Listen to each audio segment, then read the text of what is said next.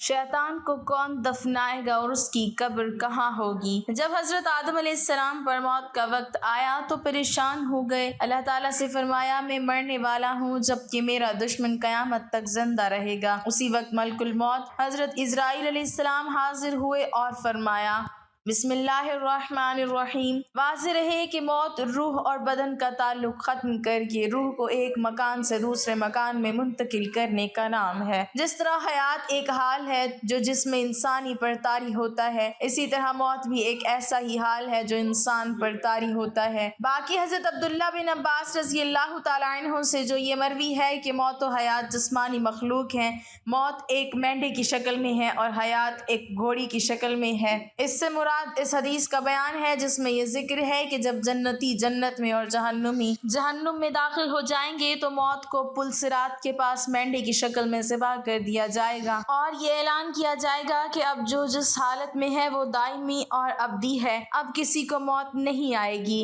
اس سے مراد قیامت کی حالت کا بیان ہے، مگر اس سے یہ لازم نہیں آتا کہ دنیا میں بھی موت کوئی جسمانی مخلوق ہو۔ مسلمانوں سمیت تمام آسمانی مذاہب کا یہ عقیدہ ہے کہ جس طرح خالق کائنات نے ہمیں پہلی بار پیدا کیا اسی طرح وہ ہمیں مرنے کے بعد دوبارہ پھر پیدا کرے گا اور ہمیں اپنے اعمال کی جواب دہی کے لیے اسی خدا کی طرف لوٹ کر جانا ہوگا۔ تم کس طرح اللہ کا انکار کرتے ہو حالانکہ تم بے جان تھے، اس نے تمہیں زندگی بخشی، پھر تمہیں موت سے ہمکنار کرے گا اور پھر تمہیں زندہ کرے گا، پھر تم اسی کی طرف لوٹائے جاؤ گے۔ سب انسان اپنی اپنی باری پر اس کرۂ ارض پر آتے ہیں اور اپنی زمینی زندگی کی عمر پوری ہونے پر واپس عالم ارواح کی طرف لوٹ جاتے ہیں۔ عالم ارواح بنیادی طور پر دو حصوں پر مشتمل ہے۔ نمبر ایک حصے میں وہ ارواح رہتی ہیں جو ابھی دنیا میں نہیں آئیں اور وہ جسمانی زندگی کے لیے اپنی باری کا انتظار کر رہی ہیں۔ نمبر دوسرے حصے میں اپنی جسمانی زندگی گزار کر واپس جانے والی ارواح رہتی ہیں۔ اس کے مزید دو حصے ہیں۔ نمبر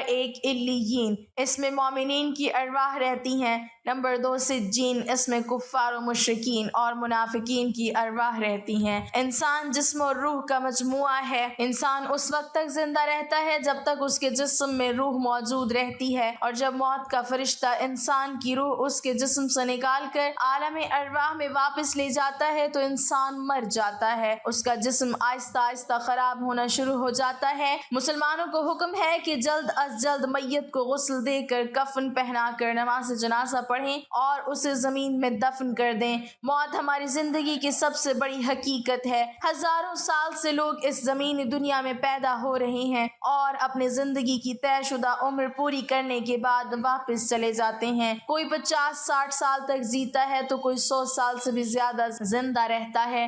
بالآخر سب کو ایک نہ ایک دن مرنا ہے اور اپنے رب کے حضور حاضر ہو کر ان آزمائشوں کے لیے جواب دہ ہونا ہوگا جن سے وہ زندگی میں گزرتے رہے ہیں۔ ہر جان کو موت کا مزہ چکھنا ہے اور ہم تمہیں برائی اور بھلائی میں آزمائش کے لیے مبتلا کرتے ہیں اور تم ہماری ہی طرف پلٹائے جاؤ گے۔ ہمارے ساتھ صرف ہمارے نیک و بد اعمال جائیں گے۔ یہ زمینی دنیا ایک امتحان گاہ ہے اور ہمارے ساتھ صرف امتحان کا نتیجہ ہی جا پائے گا، باقی سب کچھ یہیں رہ جائے گا۔ خواہ ہم ہزاروں سال زندہ رہ لیں پھر بھی ایک دن ہمیں مرنا ہوگا اور اس زندگی کے خاتمے کے بعد ہمارا مال و دولت ہمارے کسی کام نہیں آ سکے گا۔ یہ سب جاننے کے باوجود ہم نفرتوں، کدورتوں، حسد اور بغض سے باز کیوں نہیں آ جاتے؟ چند روزہ زندگی پیار، محبت، اخلاق، احساس، خلوص اور ہمدردی کے ساتھ کیوں نہیں گزارتے؟ آپ انہیں یقیناً سب لوگوں سے زیادہ جینے کی ہوس میں مبتلا پائیں گے اور یہاں تک کہ مشرکوں سے بھی زیادہ۔ ان میں سے ہر ایک چاہتا ہے کہ کاش اسے 1000 برس کی عمر مل جائے۔ اگر اسے اتنی طویل عمر مل بھی جائے تو بھی یہ اسے عذاب سے بچانے والی نہیں ہو سکتی، اور اللہ ان کے اعمال کو خوب دیکھ رہا ہے۔ ہماری یہ دنیاوی زندگی پنجرے میں قید پرندے کی سی زندگی ہے۔ اس دنیاوی زندگی کی قید سے آزادی کے بعد انسان کو مادی کائنات کی بندشیں روک نہیں پاتی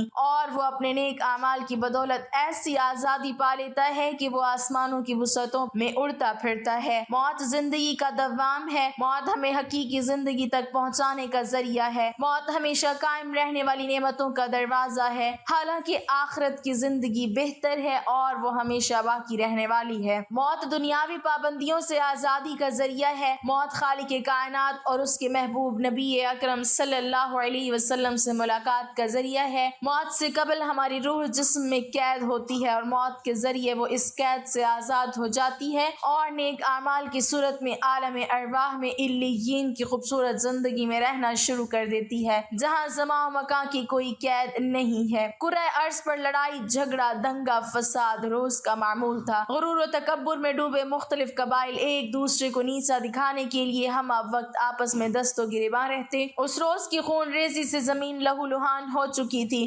خوفناک آوازوں سے پہاڑ و صحرا لرز اٹھے تھے، خود اہل آسمان بھی مضطرب و متفکر تھے۔ ایسے میں باری تعالیٰ نے جبرائیل امین علیہ السلام کو حکم دیا کہ فرشتوں کی ایک جماعت اس فساد کے قلعہ کما کے لیے زمین پر بھیجی جائے۔ چنانچہ فرشتوں کی ایک جماعت زمین پر اتری۔ اس نے شرپسند عناصر کا خاتمہ کر کے باقی مخلوق کو دور دراز جزیروں کی جانب دھکیل دیا۔ فرشتوں کا کام ختم ہو چکا تھا، انہوں نے آسمانوں پر واپس جانے کے لیے ابھی اڑان بھری ہی تھی کہ ان میں سے چند ایک کی نظر نیچے زمین پر لاشوں کے ڈھیر کے درمیان ایک معصوم نوعمر لڑکے پر پڑی جو زارو قطار رو رہا تھا۔ اس کے والدین سمیت پورا خاندان اس جنگ میں کام آ چکا تھا۔ فرشتوں کو اس بچے کی کم عمری اور معصومیت پر ترس آیا۔ انہوں نے حضرت جبرائیل علیہ السلام کے ذریعے اللہ تعالیٰ سے اجازت لی اور اس بچے کو آسمانوں پر لے آئے، جہاں یہ فرشتوں کی زیر نگرانی تعلیم و تربیت کے مراحل طے کرنے لگا۔ اس بچے کا نام عزازیل تھا۔ زمین و آسمان کے وجود میں آنے کے بعد اللہ رب العالمین نے دو مخلوقات پیدا فرمائی، ایک نوری اور دوسری ناری۔ نوری مخلوق کو نور سے پیدا فرما کر آسمانوں پر تعینات فرما دیا، جو فرشتے کہلاتے ہیں اور نہایت نیک سیرت، معصوم اور فرما بردار ہیں۔ وہ ہر وقت ہر لمحہ رب ذوالجلال کی عبادت میں مصروف رہتے ہیں، نہ کھاتے پیتے ہیں اور نہ ہی سوتے ہیں۔ ان میں کوئی مذکر و مؤنث نہیں اور نہ ہی ان کی افزائش نسل ہوتی ہے، جبکہ دوسری مخلوق جو ناری کہلاتی ہے اسے بھڑکتی ہوئی آگ کے شعلوں سے پیدا فرمایا۔ اس مخلوق کو زمین پر مقرر کیا گیا، وہ جنات کہلاتے ہیں۔ ان کی اکثریت میں شر کا مادہ بہت زیادہ ہوتا ہے، ان میں مؤنث و مذکر بھی ہوتے ہیں۔ لڑائی جھگڑا دنگا فساد ان کا پسندیدہ مشغلہ ہے، وہ شادیاں کرتے ہیں اور ان کی نسل بھی خوب بڑھتی ہے۔ عزازیل اپنا تمام تر وقت تسبیح و تحمید اور عبادت الہی میں گزارتا تھا، اس کے ساتھ ہی اسے ہر علم کے سیکھنے اور جاننے کا شوق بھی تھا۔ چنانچہ بہت جلد اس نے فرشتوں میں اپنا ایک مقام بنا لیا اور آسمانوں پر فرشتوں کا سردار مقرر فرما دیا گیا۔ اہل آسمان اسے معلم الملکوت کے نام سے یاد کرنے لگے۔ اللہ تعالیٰ نے اسے 4 پروں سے نوازا تھا اور گزرتے وقت کے ساتھ ساتھ اس کے درجات میں اضافہ ہوتا جا رہا تھا۔ فرشتوں میں یہ احساس پیدا ہو چلا تھا کہ شاید اللہ تعالیٰ اس سے کوئی بڑا یا منفرد کام لینے والا ہے۔ اس بات کا کچھ اندازہ عزازیل کو بھی ہو چکا تھا۔ شاید یہی وہ احساسات تھے کہ جب اس کے دل کے کسی گوشے میں احساس برتری کے بیج میں سے تکبر کی ایک ننھی سی کونپل پھوٹی، جو وقت کے ساتھ ساتھ پروان چڑھتی رہی اور وہ فرشتوں ملائکہ میں مغرور مشہور ہو گیا، لیکن اسے اس بات کی قطعی پرواہ نہیں تھی کہ اہل آسمان اس کے بارے میں کیا رائے رکھتے ہیں۔ وہ تو اپنے رب کی زیادہ سے زیادہ قربت حاصل کرنے کی جستجو میں مصروف رہتا۔ ہمارا ایمان ہے کہ اللہ تعالیٰ کا کوئی بھی کام اور حکم حکمت سے خالی نہیں۔ یہ وہ وقت تھا کہ جب عزازیل اللہ کے مقرب فرشتوں میں اپنا مقام بنا چکا تھا، اور پھر وہ مبارک دن بھی آ گیا جب رب ذوالجلال نے فرشتوں کو مخاطب کر کے فرمایا، میں زمین پر اپنا نائب بنانے والا ہوں۔ ملائکہ نے اللہ تعالیٰ کا یہ فیصلہ سنا تو انہیں کچھ حیرانی ہوئی، اس لیے کہ زمین کی مخلوق کا دنگا فساد ان کی آنکھوں کے سامنے تھا۔ اللہ تعالیٰ نے حضرت آدم علیہ السلام کی پیدائش سے 2000 سال پہلے زمین پر جنات کو پیدا فرمایا تھا، جنہوں نے پہلے دن سے زمین پر قتل و غارت گری مچا رکھی تھی۔ چنانچہ فرشتوں نے عرض کیا، اے پروردگار، یہ زمین پر فساد برپا کریں گے، آپس میں خون ریزی کریں گے، جبکہ ہم تو دن رات تیری تسبیح و تحمید میں مصروف رہتے ہیں۔ اللہ تعالیٰ نے فرمایا، بے شک، لیکن جو کچھ میں جانتا ہوں وہ تم نہیں جانتے۔ چنانچہ فرشتوں نے مشیت الہی کے آگے سر تسلیم خم کر دیا۔ پھر اللہ تعالیٰ نے فرمایا، میں مٹی کا ایک انسان بنانے لگا ہوں، پھر جب بنا چکوں اور اس میں اپنی روح پھونک دوں تو تم اس کے آگے سجدے میں گر پڑنا۔ ابلیس کے غرور نے اسے مردود بنا دیا، اور جب اللہ نے فرشتوں کو سجدے کا حکم دیا تو وہ سب سجدے میں گر گئے، مگر شیطان نے انکار کیا اور غرور و تکبر میں آ کر کافر بن گیا۔ اللہ تعالیٰ نے فرمایا، اے ابلیس، تجھے سجدہ کرنے سے کس چیز نے روکا؟ اس نے کہا، میں اس سے افضل ہوں، مجھے تو نے آگ سے پیدا کیا اور اسے مٹی سے بنایا ہے۔ اللہ نے فرمایا، تو بہشت سے نکل جا، تجھے شایع نہیں کہ یہاں غرور کرے، بس نکل جا، تو مردود ہو گیا۔ اس نے کہا، مجھے روز معاشر تک کی مہلت دے دے۔ اللہ نے فرمایا، جا، تجھے مہلت دی جاتی ہے۔ پھر شیطان نے کہا کہ مجھے تو نے ملعون کیا ہی ہے، مگر میں بھی تیرے سیدھے راستے پر چلنے والوں کو بہکاؤں گا، ان کے آگے سے اور پیچھے سے، دائیں اور بائیں سے، غرض ہر طرف سے آؤں گا، اور تو ان میں سے اکثر کو شکر گزار نہیں پائے گا۔ اللہ نے فرمایا، یہاں سے ذلیل و خوار ہو کر نکل جا، ان میں سے جو شخص تیرا کہنا مانے گا میں تجھ سمیت ان سب سے جہنم کو بھر دوں گا۔ بارگاہ خداوندی سے دھتکارے جانے کے بعد شیطان عزازیل سے ابلیس بن گیا۔ اس کے غرور و تکبر اور رعونت کی بنا پر اس کی ہزاروں سالوں کی تسبیح و تقدیس اور عبادت و اطاعت اس کے منہ پر مار کر اسے عرش سے فرش پر پٹخ دیا گیا۔ ناظرین، قرآن کریم میں اللہ تعالیٰ ارشاد فرماتے ہیں کہ ہر نفس کو موت کا ذائقہ چکھنا ہے، یعنی کائنات کے ہر جاندار کے لیے اللہ پاک نے موت کا وقت اور جگہ متعین کر رکھی ہے۔ اس سے کسی کو چھٹکارا نہ ملے گا اور نہ ہی کوئی اس سے بھاگ سکے گا، اس لیے ابلیس شیطان کو بھی ایک دن موت آئے گی۔ ناظرین، جب شیطان مردود کو اللہ تبارک و تعالیٰ نے جنت سے نکال دیا تو اس نے اللہ تبارک و تعالیٰ سے قیامت تک کے لیے مہلت مانگی کہ قیامت سے پہلے مجھے موت نہ آئے، لیکن اللہ پاک نے اسے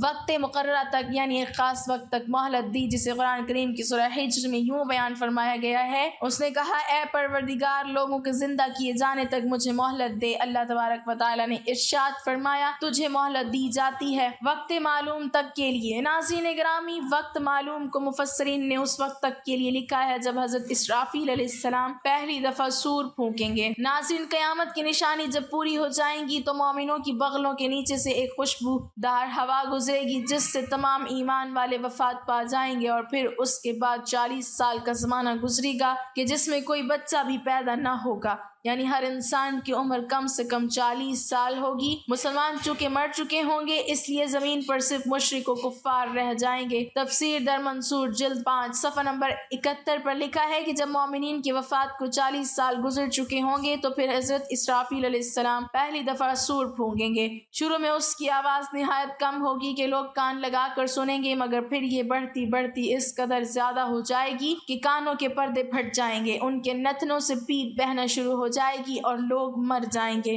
انسان، جن، فرشتے، یہاں تک کہ شیطان ابلیس کو بھی اس نسخہ اولا کے وقت موت آئے گی۔ اس کے 40 سال بعد حضرت اسرافیل علیہ السلام دوسری مرتبہ سور پھونکیں گے تو پھر تمام مردے زندہ ہو جائیں گے اور قیامت قائم ہو جائے گی اور میزان لگے گا، یعنی نفخہ اولا کے وقت ابلیس کو موت آئے گی، اور نفخہ اولا اور نفخہ ثانیہ کے مابین 40 سال کا عرصہ ہوگا، اور یہ کہ ابلیس 40 سال تک مردہ رہے گا۔ ناظرین، آئیے اب اس بات پر روشنی ڈالتے ہیں کہ ابلیس کو موت کیسے آئے گی اور وہ یہ 40 سال مردہ حالت میں کہاں گزارے گا۔ اس سلسلے میں حضرت کعب احبار رضی اللہ تعالیٰ عنہ کی مشہور روایت پیش کرتے ہیں۔ حضرت کعب بن احبار رضی اللہ تعالیٰ عنہ ارشاد فرماتے ہیں کہ جب اول بشر یعنی حضرت آدم علیہ السلام کی وفات کا وقت آیا تو وہ پریشان ہو گئے اور اللہ تبارک و تعالیٰ سے عرض گزار ہوئے، اے اللہ، میری موت سے میرا ازلی دشمن خوش ہوگا کیونکہ میں مرنے والا ہوں اور وہ قیامت تک کے لیے زندہ رہے گا۔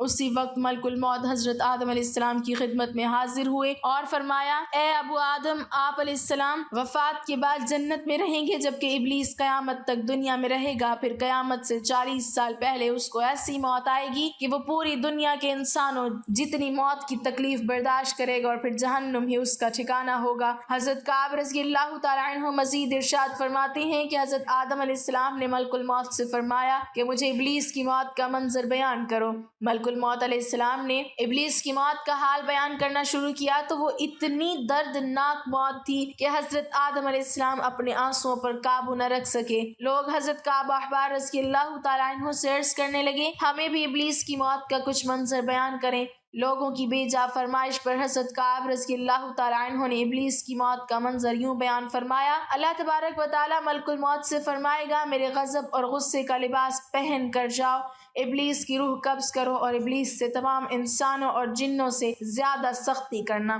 جب ملک الموت علیہ السلام غضب و غصے سے بھر کر موت کے فرشتوں کے ساتھ ابلیس کی روح کو قبض کرنے آئیں گے تو جو بھی آسمان اور زمین میں ہے ان کو دیکھ لے گا، وہ فوراً ہی مر جائے گا۔ جب ملک الموت علیہ السلام ابلیس کے پاس پہنچیں گے تو وہ دھاڑی مار مار کر روئے گا، پھر شیطان کو موت کی تکلیف دی جائے گی جو کہ ساری مخلوق کی تکلیف سے بھی زیادہ ہوگی۔ ابلیس گھبرا کر مشرق کی جانب بھاگے گا تو کبھی مغرب کی جانب، لیکن ہر طرف اپنے سامنے ملک الموت علیہ السلام کو پائے گا۔ سمندر میں چھپنے جائے گا تو سمندر اسے جگہ نہ دے گا، آسمان کی طرف بھاگے گا تو وہاں مقرر فرشتے اس کو آگ کے کوڑے ماریں گے۔ حضرت آدم علیہ السلام کی قبر کے پاس جا کر کھڑا ہو کر کہے گا: اے آدم، تمہاری وجہ سے میں ملعون و مردود بنا، کاش کہ تم پیدا ہی نہ ہوئے ہوتے۔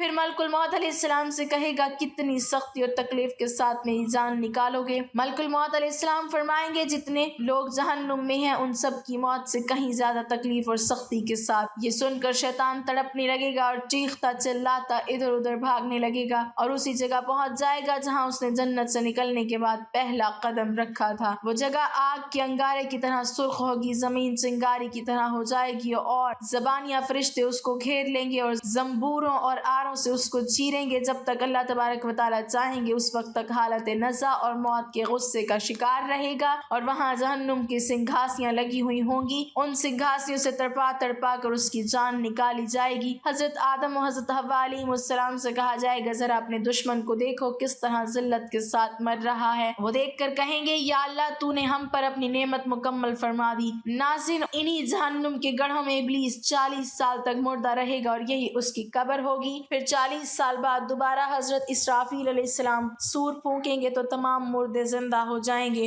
اور حساب و کتاب کا عمل شروع ہوگا۔ ناظرین گرامی، اس کائنات کی ہر چیز فنا ہونے والی ہے، اگر کسی کو دوام حاصل ہے تو وہ صرف اللہ تبارک و تعالیٰ کی ذات ہے۔ بس ہمیں ہر وقت تیار رہنا چاہیے کہ کیا پتہ کب کون سی گھڑی ہماری اس دنیا میں آخری گھڑی ہو اور پھر ہمارے پاس پچھتاوے کے علاوہ کچھ باقی نہ رہے۔ اللہ تبارک و تعالیٰ سے دعا ہے کہ اللہ تبارک و تعالیٰ ہمیں آخرت کی تیاری کرنے، نیک اعمال کرنے اور گناہوں سے بچنے کی توفیق عطا فرمائے، آمین یا رب العالمین۔ ناظرین، کمنٹ باکس میں اللہ تعالیٰ کے 99 ناموں میں سے ایک نام ضرور ٹائپ کریں۔